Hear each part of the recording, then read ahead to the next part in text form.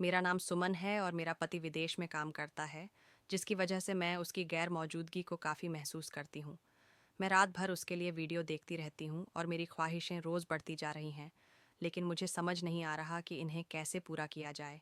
फिर मेरा ध्यान अपने देवर की ओर गया, जो कि बहुत ही खूबसूरत और जवान है। उसकी उम्र 18 साल है, लेकिन वह दिखता 22 साल का है, क्योंकि उसने अपनी बॉडी को बहुत अच्छा बना रखा है। मैंने सोचा कि अगर मेरे पति मौजूद नहीं हैं, तो क्यों ना मैं अपनी ज़रूरतें उसके साथ पूरी कर लूँ। मेरी भी कुछ ख्वाहिशें हैं जो मेरे पति की गैर मौजूदगी की वजह से पूरी नहीं हो पा रही हैं। मैं हर रात बेचैनी से गुजारती थी और महसूस करती थी कि अब सब कुछ मेरे कंट्रोल से बाहर जा रहा है। इसलिए मैंने अपनी देवर से अपनी ज़रूरतें पूरी करने का फ़ैसला किया। एक दिन मैंने उसे अपने कमरे में बुलाने का बहाना बनाया। मैंने खूबसूरत कपड़े पहने और अपने कमरे में बैठ गई। जब उसने मुझे देखा तो वह मुस्कुराया और बोला, आप मुझसे स्पष्ट बताएं कि आपको मुझसे क्या काम है। मैं भी इस काम के लिए बेकरार हूँ। उसकी बातें सुनकर मुझे हैरानी हुई। मैंने महसूस किया कि मैं कितनी बेवकूफ़ थी कि अपने देवर की इच्छाओं को समझ नहीं सकी। मैंने कहा, ठीक है, फ़ौरन दरवाज़ा बंद करके आ जाओ। मेरे देवर ने जल्दी से दरवाज़ा बंद किया। फिर उसने मुझे बिस्तर पर, हमारी शादी को सिर्फ 1 महीना हुआ था, कि मेरा पति विदेश जाने के लिए तैयार हो गया। बहुत सी रुकावट के बावजूद मैं अपने आंसुओं को रोकने में नाकाम रही। मेरे अरमान अब तक पूरे नहीं हुए थे और मैंने अपने पति की मौजूदगी को सही मायनों में महसूस नहीं किया था। मेरी शादी 28 साल की उम्र में हुई, लेकिन मुझे बचपन से ही शादी की ख्वाहिश थी। मैं उन लड़कियों में थी जो कम उम्र में ही वीडियो देखने की आदी हो गई थी। स्कूल और कॉलेज में हम एक दूसरे को मजाक में ऐसी वीडियो दिखाया करती थी, लेकिन उन्हें देखने के बाद खुद को कंट्रोल कर पाना मेरे लिए मुश्किल हो जाता था। इसी वजह से मेरी शादी की ख्वाहिश बढ़ती गई। मैं ज़्यादा खूबसूरत नहीं थी, इसलिए जो भी मेरे लिए रिश्ता लेकर आता, उसे नापसंद के साथ वापस लौटना पड़ता था, और इससे मेरा दिल टूट जाता था। जैसे जैसे मेरी शादी की ख्वाहिश बढ़ती गई, वैसे वैसे शादी में देर होती गई। काफ़ी देर तलाश करने के बाद मुझे एक रिश्ता मिला और मैंने तुरंत हामी भर दी। लड़के के परिवार को भी जल्दी थी, इसीलिए मेरी शादी 1 महीने के भीतर ही हो गई। मैं अपने पति को पाकर खुश थी, लेकिन यह खुशी बहुत जल्दी ख़त्म हो गई। शादी के कुछ ही दिन बाद मुझे पता चला कि मेरा पति विदेश में नौकरी करता है। उसे वहाँ ज़्यादा छुट्टियाँ नहीं मिलती। जब मैंने सुना कि 1 महीने बाद वह फिर से विदेश चला जाएगा, तो मैं पूरी तरह से परेशान हो गई और रोने लगी। मैंने कहा, यह क्या बात है? अगर आपको वहीं रहना है तो शादी क्यों की? मेरे पति ने जवाब दिया कि उसके छोटे भाई बहन हैं और जब तक कोई भाई पढ़ लिख कर अपने कारोबार का भार कम नहीं करता, तब तक घर की जिम्मेदारी उस पर है। घर के कई खर्च हैं जो उसे खुद ही उठाने हैं। उसने बताया, मैं यहाँ रहकर दर्जी का काम करता था, लेकिन लोगों की तरफ से सिलाई का काम नहीं मिलता, जिससे घर का खर्च चलाना मुश्किल होता। इसी वजह से मैं विदेश चला गया। उसने कहा, मैं वहाँ इतनी कमाई करता हूँ कि घर में कभी पैसों की तंगी महसूस नहीं होती। मैंने कहा, आप मुझे भी अपने साथ ले चले। तो उसने जवाब दिया, यह इतना आसान नहीं है, क्योंकि वहाँ मेरा मकान नहीं है और किराया बहुत ज़्यादा है। हम 10 लोग एक कमरे में रहते हैं, तब जाकर हमारा गुजारा चलता है। फिर उसने कहा, वह साल में एक बार ही घर आता है। उसे भी सिर्फ 1 महीने के लिए सुनकर मुझे बहुत अफसोस हुआ। मुझे अपनी शादी पर गहरा गुस्सा आ रहा था। मेरी शादी सादगी से हुई थी और जिस तरह के ख्वाब मैंने देखे थे, वैसा कुछ भी नहीं हुआ। हालांकि मैंने सब्र करने की कोशिश की। मेरे पति की शख्सियत गंभीर थी। ना तो उसने मुझसे कभी खुलकर बात की और ना ही अपनी मुश्किलों का इजहार किया। मैंने इस पर भी सब्र किया। मेरे पति ने शादी अपने घर वालों की ख्वाहिश पर की थी, ताकि वह घर के काम करवा सके। मेरे रोने और नाराज़ होने के बावजूद इस पर कोई असर नहीं हुआ और वह विदेश चला गया। मैं फिर से तन्हाई में रह गई और रात भर मुझे नींद नहीं आई। मेरे पति के साथ बिताए हुए पल याद आने लगे। सारा दिन गुजरता, लेकिन कोई संपर्क नहीं होता था। रात को बस 10 मिनट के लिए वीडियो कॉल करता और उसमें भी अपने घर वालों के बारे में पूछता।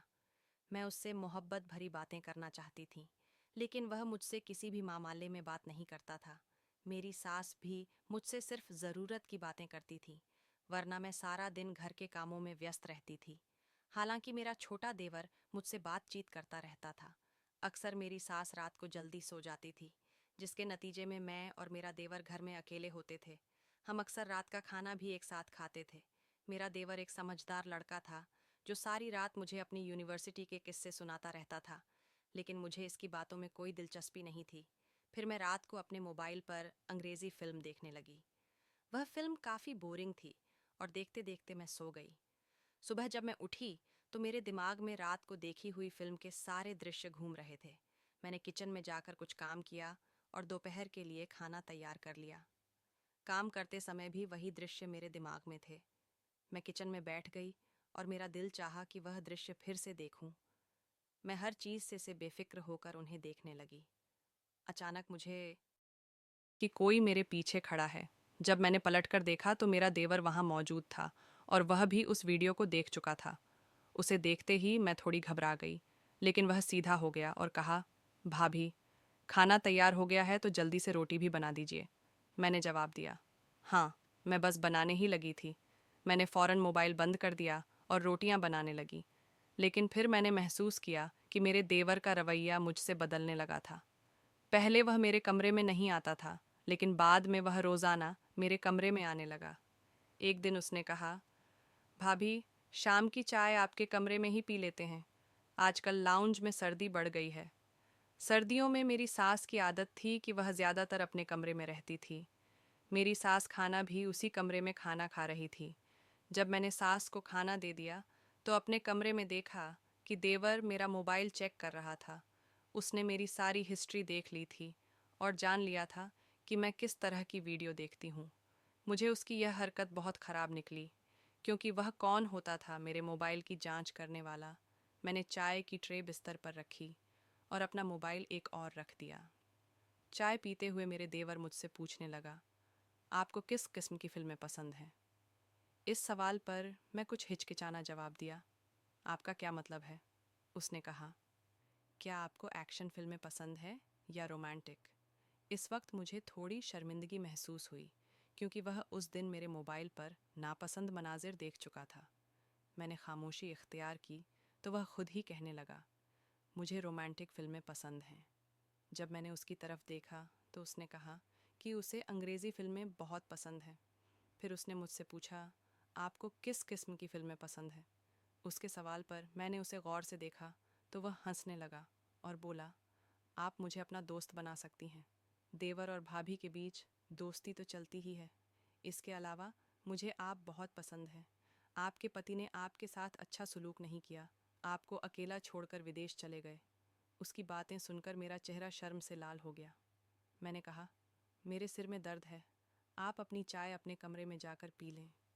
मैंने एक रोमांटिक लहज में अपने देवर को वहाँ से जाने का कहा। उसने फौरन अपना कप उठाया और अपने कमरे में चला गया। मेरा देवर अक्सर अपने काम के दौरान बिना वजह मुझसे बातें करता था। अगले दिन जब मैं सुबह का नाश्ता बना रही थी तो मेरे देवर ने अपने कमरे से ऊंची आवाज़ लगाना शुरू किया। उसकी आवाज़ सुनकर मैं उसके कमरे में चली गई। बिना दस्तक दिए कमरे में दाखिल हुई तो देखा कि वह अपनी शर्ट के बटन बंद कर रहा था। उसने आधे बटन बंद किए और फिर मुझसे कहा, भाभी, इधर आइए, मेरी शर्ट का बटन टूट गया है, जल्दी इसे लगा दीजिए, मुझे देर हो रही है। मैंने झकते हुए अंदर गई और मेरे देवर ने मुझे सुई और धागा दिया। मैं उसकी शर्ट का बटन लगाने लगी और अपने काम में व्यस्त हो गई, लेकिन वह मुझे गौर से देख रहा था, जिससे मुझे बेचैनी महसूस होने लगी। मैं इस वक्त सांस लेना भी भूल गई। जब उसने मेरे चेहरे के सामने आ रही बालों की लट को अपने हाथ से पकड़कर मेरे कान के पीछे कर दिया। क्या क्यों रही हैं? यह तो आपकी आंखों के सामने आ रही थी। मैंने सोचा कि मुझे पीछे हट जाना चाहिए, लिहाजा मैंने जल्दी से बटन लगाया और कमरे से बाहर आ गई। मुझे यह महसूस हुआ कि वह मेरी करीबियों को पाने की कोशिश कर रहा था, जिसकी वजह से मैं अपने देवर से बचने लगी थी। एक रात जब मैं सो रही थी, मुझे ऐसा महसूस हुआ जैसे किसी की नज़र मेरी ओर गहराई से देख रही हो। गहरी नींद में भी मेरी आंख खुल गई। मेरे कमरे में सिर्फ नाइट बल्ब की रोशनी थी। मैंने अपने कमरे का जायज़ा लिया और सोचा कि मुझे बेचैनी किस बात की हो रही है। फिर मेरी नज़र कमरे की खिड़की पर पड़ी, जो हमेशा बंद रहती थी, लेकिन आज भी खुली हुई थी। यह देखकर मैं हैरान रह गई, क्योंकि मैं तो इस खिड़की को खोलती ही नहीं। जब मैं खिड़की बंद करने के लिए उठी तो महसूस हुआ कि कोई मेरे देवर के कमरे में दाखिल हो रहा है। जिससे मुझे हल्का सा खौफ महसूस हुआ।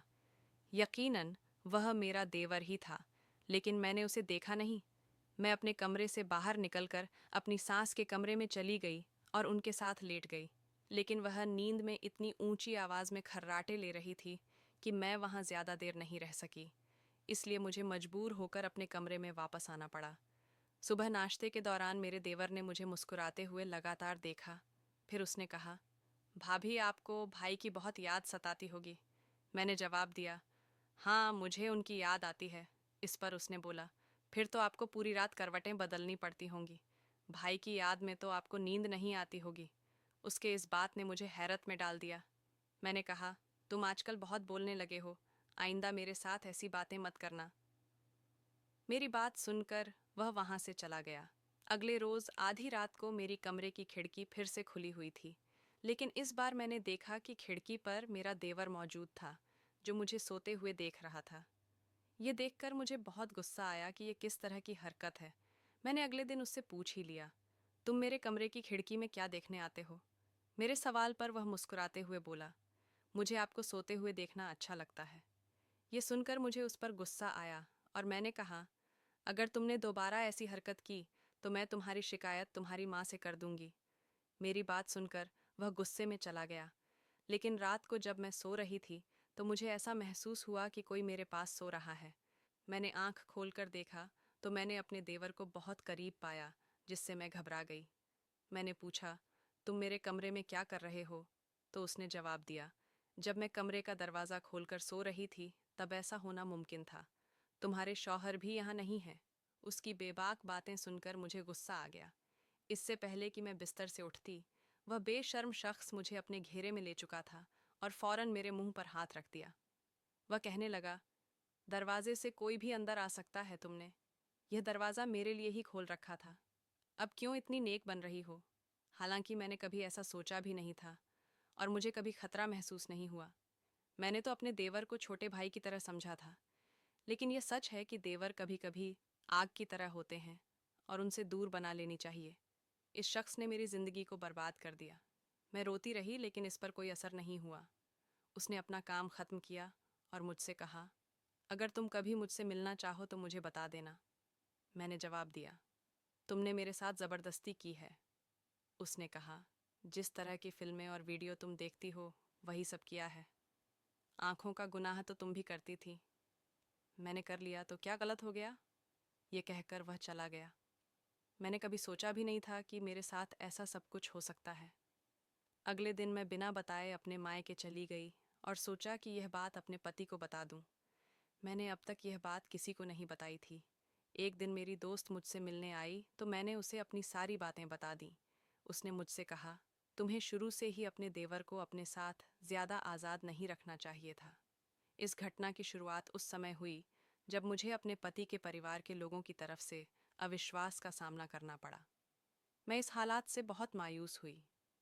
मेरे दोस्त ने सलाह दी कि मैं अपने पति से कहूं कि वह मुझे विदेश बुला ले, ताकि मैं वहां नौकरी कर सकूं। मैंने इस सलाह पर अमल किया और अपने पति से कहा कि अगर वह मुझे विदेश नहीं बुलाएंगे तो मैं तलाक लेने पर मजबूर होंगी। मेरे पति ने मेरी बात मान ली और मुझे विदेश बुला लिया, जहां मुझे एक स्कूल में नौकरी मिल गई। मैंने वहां एक छोटा सा फ्लैट किराए पर लिया और वापस जाने का इरादा टाल दिया। मेरी जिंदगी में यह बदलाव उस समय आए जब मैंने अपने विचारों को साफ और पाक महसूस किया। मैंने महसूस किया कि मैं गुनाह की राह पर जा रही थी, इसीलिए मैंने फौरन जल्दबाजी की और अपने मोबाइल से सारी नापसंद सामग्री हटा दी। जब मेरे पति वापस घर जाने लगे तो मैंने उनसे कहा कि मैं उनके साथ नहीं जा सकती और उनका इंतज़ार करने का फैसला किया। मेरे पति अकेले घर गए, लेकिन वह वहाँ सिर्फ एक हफ्ते रहे और फिर जल्दी वापस आ गए। उन्होंने मुझे बताया कि उन्हें मेरी बहुत याद आई, जिसकी वजह से वह वापस लौट आए। फिर मुझे खबर मिली कि मेरे देवर की बीवी किसी दूसरे शख्स के साथ रंगे हाथों पकड़ी गई है। लेकिन इस समय मैं अपनी ज़िंदगी में बहुत खुश हूँ और अपने परिवार के साथ एक खुशहाल ज़िंदगी गुजार रही हूँ। तो दोस्तों, उम्मीद करती हूँ कि आपको यह कहानी पसंद आई होगी।